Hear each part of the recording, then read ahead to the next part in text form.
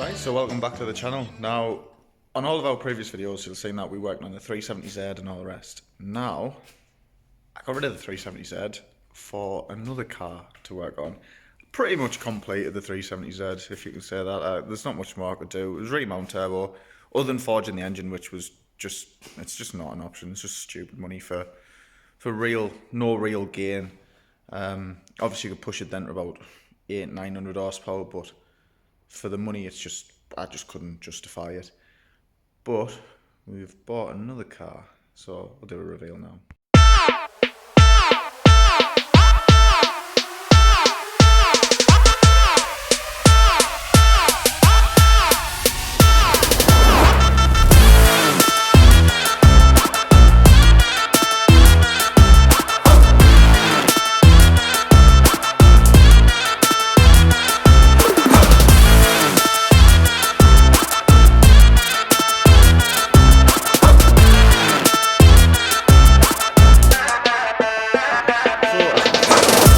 Nissan Skyline R32. I actually didn't buy it, I swapped it for the 370. Now, it's not that good of a car, to be honest. It's clean as fuck underneath, clean as fuck on the outside. The paintwork's not the best, but it is going in to get painted. But it is quite tidy. However, it feels slow. Obviously, I've come from probably 550 to 600 horsepower 370Z to essentially probably about a 300 horsepower R32. Now, the car is obviously one of these iconic cars that everyone sort of wants and things like that, so it's cool in that respect. It's definitely worth more by quite a bit, but it's just a 30-year-old car, and it feels like a 30-year-old car when I drive it. So yeah, I don't know what I think of it yet, not sure. As you can see, there's a big box in the back, so today we're going to be fitting the front forward-facing inlet, and I've already bought an upgraded turbo for it, so I'm going to be fitting that and all. I'm also going to be ordering all the forged internals, and probably a clutch, and the car's going for painted. It has a wide arch body kit that I've already drilled out and took off because it was riveted on, and that's getting all smoothed in. So yeah, I've already got my plans ahead, like sort of set to do with it.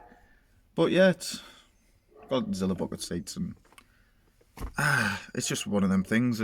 It's decent. The dash is in a bit shitty condition, but all the R32 seems to have this nice little blebbing issue. But that's not a bother because I'll get that recovered. But yeah, it's just one of them cool cars, I suppose. I'll see how I get with it. As you can see, I'm not overly excited about it. Drives well and everything though. It does drive good, and it's got all the drift settings at the front, so the steering light goes almost 90 degrees. Which is pretty cool. I'm not gonna lie, I'll put some videos about it. I have already slid it about a little bit. Not much, but just a tiny bit. Yeah. It is what it is.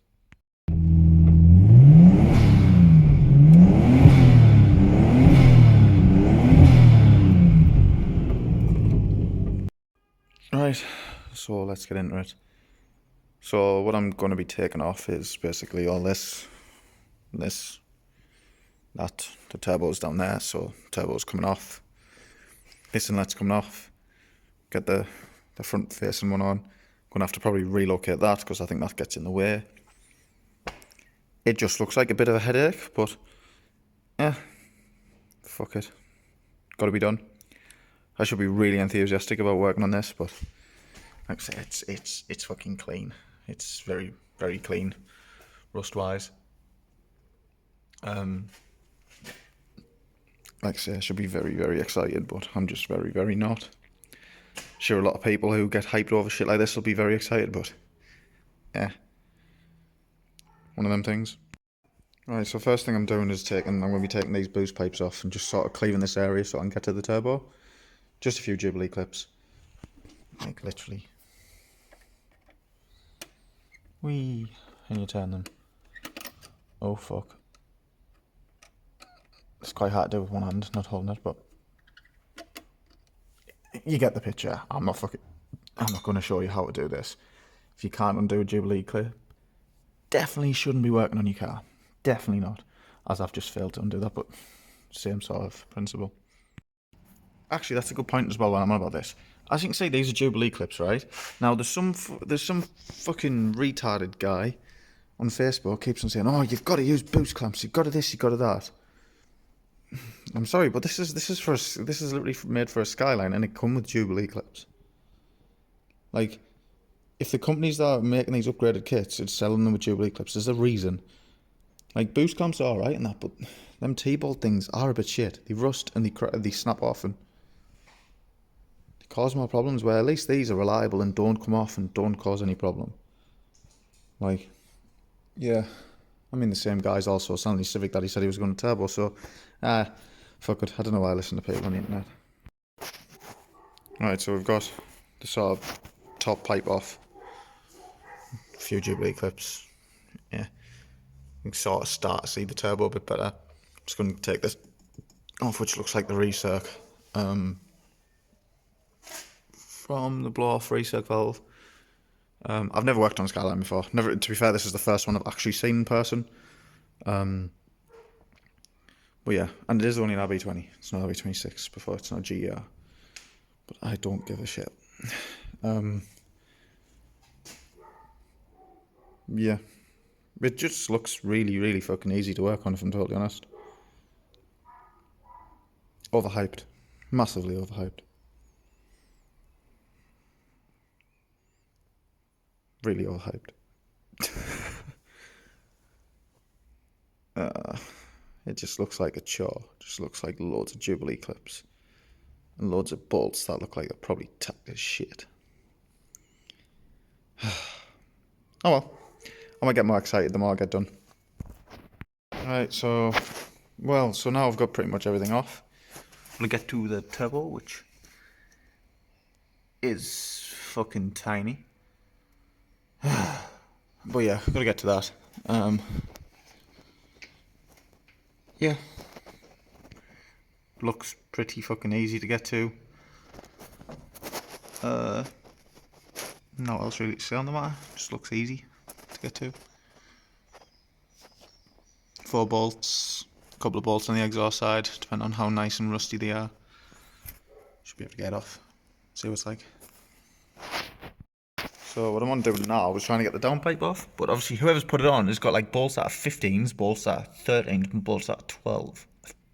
Fucking just put the same size bolts in.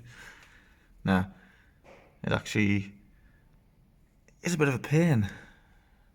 I might have to put it up on the ramp and get it from underneath. I was hoping to be able to do everything from the top. Never mind. Never mind.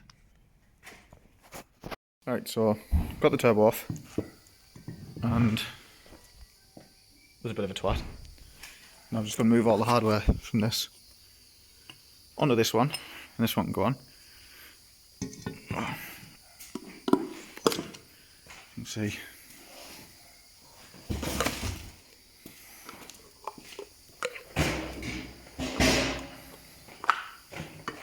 Show me what power with that one. So after finishing up on the Skyline, kinda, it's weird because like I'm building a Skyline in the garage and then getting into my 1.2 Corsa with engine knock. So yeah, it's just a bit of a weird thing. Fucking not my perfect choice of a daily, but it's what someone was willing to swap for that Daihatsu Copen. So, fuck it. Is what it is. I don't know if you can hear him off the camera if the engine knock on it. But fuck it, I only live 2 miles away for somewhere from work, so yeah, we'll get there and back, no problem. I call this like the bonus feature. Oh, look at that, when I put in first gear, the fucker's right in the way. I'm gonna have to drive home all the way in second gear. Off a fourth way there, let's get into fourth. Fucking brilliant camera placement. Right, so what people don't tell you when you own a Vauxhall. Oh, fuck off. Like, a few things about owning a Vauxhall Corsa as a daily. I haven't owned a shit car like this for a long time. One, the just ultimate reliability. I mean, I've had this a few days, it's got 76,000 miles on, and it's absolutely knocking its tits off. Like, I don't know if it's, to be fair, it actually could be time chain slap, but it just doesn't sound good. And when I rev it a bit, it tends to like, not get louder, but duller, so fuck knows. It's good on fuel. Now, as much as that sounds like such a positive thing, the other positive things with them are they've got a big water cannon on the back, so if you turn the windscreen washer at the back and then press your windscreen, thing like that, you can squirt all the people on the side of the path, and which is brilliant. It just gives me hours of fun. Also, it's been egged twice since I've owned it. Just driving around the village, you get called nonce a lot. Not like nonce a lot, you just get called the word nonce a lot of times. It's brilliant if you want to go to McDonald's, because obviously 5 doors, more whores, all the rest.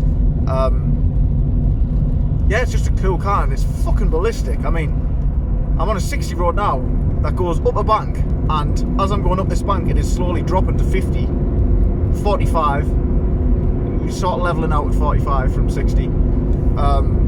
Yeah, fucking awesome cars, these courses, which is just embarrassing. Like, people see this and I'm like, I swear I've got a better car. It sounds really snobby, that, but like, I'm just really embarrassed to be driving a Corsa. Not for all of you who are out there already driving a Corsa, yeah, you probably are nonsense. I'm not going to make you feel better about yourself. You need to go home and rethink your life. Yeah, I got this because that Daihatsu that I had just wasn't practical. It was a 2-seater. I mean, if you ever see any of our videos, we kind of put a third person in the boot, but it's really not that practical. So I got a 5-door Corsa as a swap. And I was like, yeah, fuck it, I'll take it. Might as well. Turns out it's like probably the worst decision I've made in my life. I made some pretty questionable decisions. In fact, I think this is actively like, there's them people who are too happy, just give them a Corsa for a week and they're guaranteed to have depression by the end of it. Yeah, just thought I'd add this little feature onto the end of the bit of work that I've done on the Skyline. I didn't video all the work on the Skyline because it just was a lot of hours of me swearing and trying to get my fat fingers into little holes. I'll say that I'm driving a Corsa. But yeah, that's our next few videos. Just going to be us modifying the Skyline all the way up to fully forged engine, gearbox. I don't know if I'm going to do anything to the gearbox. It's been rebuilt not too long ago. But what I am going to do is probably change the clutch for a stage 4 clutch. Probably competition if they do it for the Skyline. That's just always my brand of choice at the minute. Then not doing nothing to the diff and out like that. I'll give it all the service and things, but nothing. I'll not do anything major. And hopefully we'll push for about 450 to 500 horsepower out of it. I don't know what that little turbo is going to do, to be fair. It says that it's 500 horsepower capable. Whether it is or not, it's a different story. Might have to go top mount manifold and a GT30 or whole set HX35. I think people seem to put on them. I'm not sure yet, but we'll get something out of it. Better than anything's better than standard on it. I am keeping the RB. Oh, it stinks around here. I am keeping the RB20 and I'm not putting RB25 or 26 or out like that because it just seems more hassle and money than it's worth, really, and seems like no better reliability.